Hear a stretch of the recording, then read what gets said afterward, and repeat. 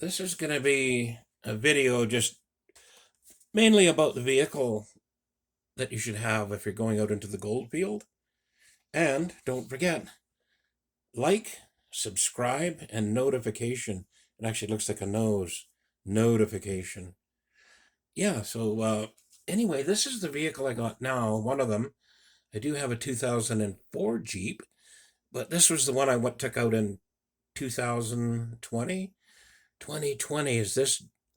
It's a 98 and quadra-track, and it had a roof rack on it and a rack at the back that goes into the hitch.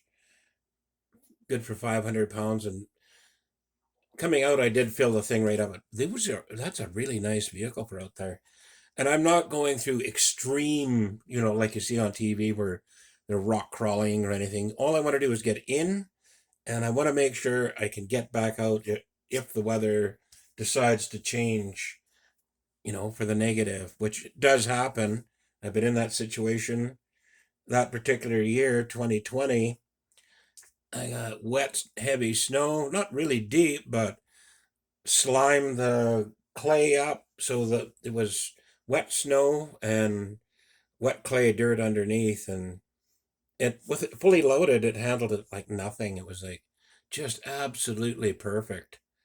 Couldn't believe it. I was impressed. I thought, oh no, I might have to put the chains on, which would be difficult because there's not much room in the wheel wells. This here is just out in up the North Klondike Highway and then in the bush. I was doing some prospecting and I never drove on this. This is just I drove to the edge of this, and that just shows you how a good road could turn into extreme, impassable. You know, you could see the tire marks from those little four wheelers going through there, but I did walk along the edge through the willows and sometimes walk in the creek itself and get soaking wet and muddy, but it just gives you a rough idea that, all of a sudden things could just go sideways, which they did. And this here is, see that big rock up there? I had a full size Chevy pickup and it was right on the pivot point. You drive up and you'd hit the bottom, so you'd have to give it a little bit of a zap for momentum to slide over you. I did knock down a tree right in this area here just to try to go around, but it still wasn't enough. It was an old dead tree. But I still high centered, so I'd have to floor it. There was no gold up there. You can't believe what people say. You can believe what you find. This is just an idea of, you put tire chains on the front of your vehicle and the back, and it gives you a tremendous amount of traction. You can go places that you typically couldn't go. You can idle through them, and absolutely fantastic. This here's a spider bungee. It's got the 5 little fingers to claw. Make sure your chains are super tight as you can get them, just so they're not slopping around and want to fall off or wear them out quicker than normal. And you don't really need them that often, but when you do, they get you out of a jam. That's the rears. That's just the same thing, only on the back. So it's older set. Ice link chains. They got the little spikes in them. They're damn good. Gives you some extra grip. There it is there. All 4 tires chained up. That's like a machine. Put that in low range and low gear, and you can crawl through anything. But it's not invincible. It's, like, say you went to a spot you don't know and you're in a dip. It could be full of snow and you just get high centered. And then the worst case scenario, you just have to dig yourself out. Make sure you got a shovel and water and food. You never know.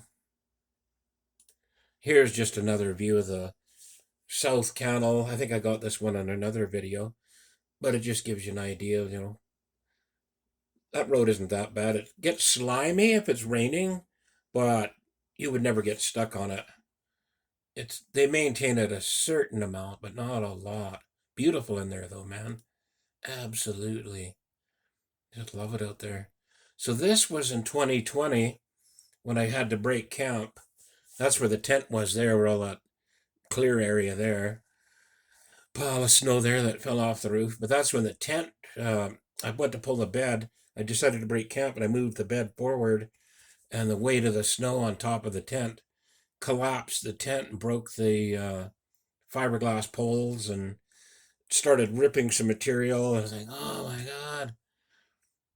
I started at 10 o'clock in the morning after I had a breakfast and a coffee, and I was finally loaded and ready to go by 4. I thought it was only going to take a couple hours, but it was grueling and wet and slimy and just like, oh, relentless, just cold. If it wasn't for that wood that I got from the camp further up the road there when the guys left, I would have probably got chilled to the bone.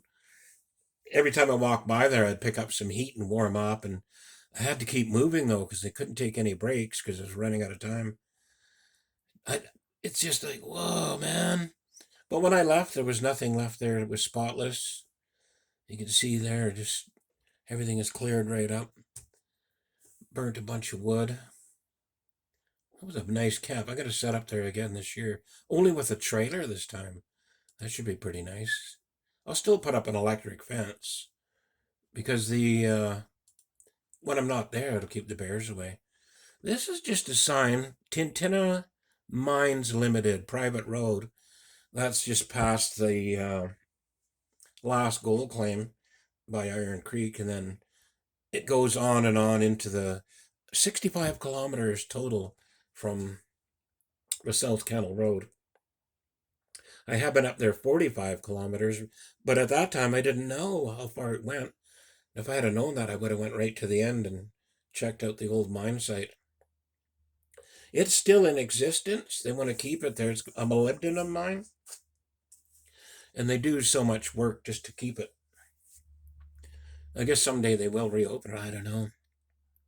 They did say they were going to fix up the road, but I think instead they just went and got some assessment work done just to gain enough points to keep their claims. This is that mine road on the way back. It was up top and then coming back down. It's actually in pretty good shape. Once you get past the Iron Creek, it goes up because it's up higher. It's really in good shape. A lot of gravel mixed with the soil. There's a couple of washouts, mind you, but I'd say a good percentage of it is um, all good, you know. I kind of like it up in there. Good hunting. Not extremely good, but I mean, there's moose. They've been taken up in that area. There's another view coming down. Gives you a rough idea. The condition of that road is not bad. Beautiful in there. I can't wait to get back out there. But yeah, good vehicle, man. You gotta have good vehicle. You don't know what you're gonna come across. This is just up top. Gives you an idea there too as well. Kind of flattens out, and I'm sure if it was really raining for days and days, it would get a bit slimy, but yeah, it's not bad at all. Well packed. Nice trail.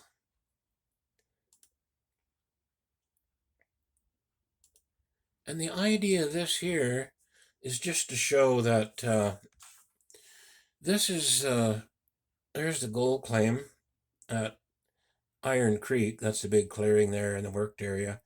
They had cabins, and this is the road coming in from South Cannell. Drives around into there, past, and then there's like a bridge right about here, and keeps going. My camp, where the heck is it? I think it's about here, just past there. Yeah, it's probably right there. Kind of a little bit of sandy area. And there's a cat trail goes up there. You can see it lying there.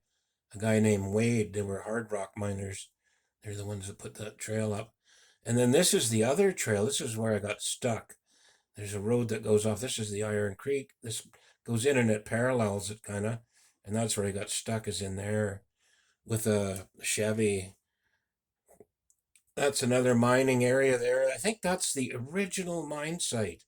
When they come in on the Nesutlan River on a barge. That was before there was a road, the South Canal Road.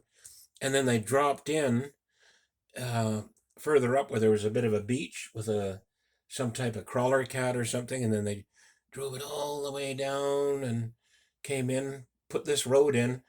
And then the original road, instead of going in there, actually went in here. So this wasn't even here. So they went up, which is funny. They'd have dug here, they would have found lots of gold. But it went up here and then followed along here. You could still walk that trail. It's a bit growing in, but beautiful up in there. But that gives you a rough idea, you know. Lots of funny little roads, but nobody maintains them. So you're on your own. Bring a chainsaw. This is just to indicate, you know, a nice 4x4 rack on the roof, you know, throw stuff on top of their jerry cans or whatever. And I had a rack at the back for backing into the creek to load my jugs of water, scoop water out, fill them. And then, very nice machine. I could have a little more room, but once you get used to it, it's not bad. Just love that thing, man. It was dependable. When I got out there, I knew that if anything goes sideways, I can still get out with it because of the four-wheel drive aspect of it. Absolutely fantastic. Love that thing. I'll never get rid of it. And this here is this is I crawled in here in low range and everything. I think I was digging right here, and it just gives you an idea of some of the types of road that you have to go on. It was a bit of a trail coming in, and I just put it in four-wheel and idled in there like nothing. There were some test pits there. That's not part of one there, but somebody come in with an excavator and every few 100 feet dug great big holes looking for gold, but they never filled it in. That was years ago. I guess they didn't have the same rules, or they didn't care. Now this is that D6 cat that was out at the main claim out there. And what had happened is a guy told me, he said, "Oh yeah, the roads are all good out there now, May long weekend. Yeah, you won't have any trouble at all." So I drove in and I had a claim off on the Iron Creek Trail, and I was going to try to get to there and set up a camp. And it was all good up to one point where it was a shaded area. And what happened there was the frost was still coming out of the ground. So the kind of like a clay type, silt clay type material, it was just saturated in water. And so I drove up and I sunk right down and I almost made it to the top. I had it floored, mud flying everywhere off the wheels, and it just stopped. Almost made it to the top. And I was like, no. So I had to spend the night there. I tried digging for a few hours and I accomplished nothing. But when I did, the next following day, I left at about 9 o'clock and walked to the camp here. And the old guy, Alfred Gould, nice old fella, he happened to be there. He just got there, luckily. Otherwise, I would have missed him if I left earlier, and then I wouldn't have went back again because I think there's nobody going to be there for probably a week to 10 days. But anyway, he fired this thing up. We filled it with diesel, and he was a little bit cranky because all the time that we were taking. And then we started heading out, and there's a fuel filter right in here. And I was sitting on this box. He was in the seat, of course. And I was looking and I see dripping, drip, drip, diesel dripping. And I was like, tapped him on the shoulder. What? And I pointed. And he goes, no. We could have put a screw in there and it would have been fine. But he went back into the sea can and dug around and he found a new filter and put that in. Lots of time spent trying to get out of there. This is the truck where it was stuck. Now that was a heck of a spot. There's the tires down there like that. That's as far as I made it, was there. I came forward and it was only another 25, 30 feet and I would have, come over the rise and got out back to good ground. But this was all frost coming out. And what happened, it was not too bad when I was walking back and forth on this side, going in and out. Like I would try and spin the tires, do something back there, put wood under there. And it started churning more water out. And then it started making it into a real mud where it clung to my boots and like Frankenstein boots, great big thing, and it was just annoying. So I put a blue tarp along there and used that to walk on. And oh man, spent the night in there, slept in the back, and thinking, what am I gonna do? All the different ideas going through my head, like how long am I going to be there? There's the holes there, one there, one there. Shovel. It's weird. I could shovel and I could dig out mud and then it would just look back 2 minutes later and be full again. That was the side that was all muddy. I did go up in here and I cut a bunch of pieces of wood with a chainsaw and jacked up and put stuff under the wheels and never gained a thing though. Everything sunk right back down. Hell of a deal, man. And this is a bear track. What happened was when I was cursing and yelling, I guess a bear come up and it was watching me. And I was just, you get in one of those moods that, I just got to get out of here. And you just keep digging and ranting and raving out loud. And I guess it heard me and it come up and I was probably standing there. It was like about 60 feet away. I didn't see it, but when I went to walk to the other camp, I've seen this footprint. I was like, oh, what the heck? A bear was there watching me. Probably, but I don't want nothing to do with that guy.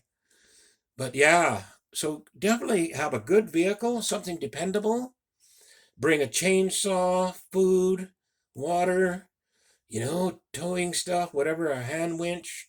Or if you got a winch on your vehicle, all the better. I never did have one. I got a turfer where you can hook it on there but man, you definitely got to have a dependable vehicle. And I think it would be good to have some type of rescue communication just to say that I got to get out of here, you know, and let people know where you're at and when you're going to come out, just so they can send a search party for you to say, oh, yeah. Because you don't know. You might be stuck for an hour. You might be stuck for days. If that cat wasn't there, I would have been there for at least 5 days digging. I would have to dig a trench and let the water drain over to there and dry up my work area and then keep digging and blocking and try to work my way down to the bottom. I mean, I had the tools to do it, but it was like, oh, do I really want to do that? And it's hard to dig. You stick your shovel in there and you just can't get a good bite into it. You get little chunks out, but so that's it. That's the thing. Good vehicle, dependable, and don't forget, like, subscribe, and notifications. And next video, I'm going to have actual real videos, not a slideshow. So that's it. See you in the next one.